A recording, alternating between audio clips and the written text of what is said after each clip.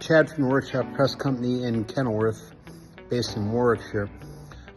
Just finished putting together a Scantool 25A industrial pillar drill for a customer here. I'm going to run through some of the features. The price point of this drill, it's a pretty nice mid-range industrial pillar drill. We keep them in stock in Kenilworth, in Warwickshire, which is just outside of Coventry. And we keep a large variety of pillar drills, as you can see. Got a few tool chests and things in the way there, but we do carry a large variety of pillar drills in stock here, as well as many presses and other metalworking machines. The table can also rotate laterally, left and right, and it can be locked off. This is also a multi-speed machine, which with the light there, I'm not sure you can read that, but if you flip the cover open, here you'll see the pulley system that helps adjust, does the adjustment of the speed. There you can see the chart, and from there you should be able to see the pulley system. That's how you adjust the speeds. You have, as I said earlier, left and right rotation. So to start it, to stop it,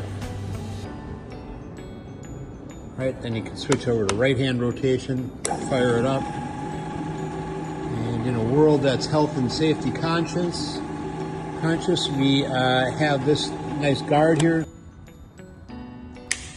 that stops the machine when it's open.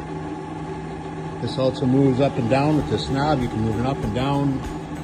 You can adjust it left and right here also. You have the nice tiller wheel, and on that tiller wheel you can see there's a stop nut in there to control your depth. So when I hit the depth that I have set now, it stops. That's great for repeat drilling. You have your emergency stop up there that works off the same circuit as the guard, the safety circuit. The 25A, which I would consider a medium duty pillar drill, comes with a bunch of nice features on it. A nice heavy duty motor, 3-phase. You can see the specs on it there. You have a table that easily adjusts up and down, and you can lock it off here. Then you have the table that will rotate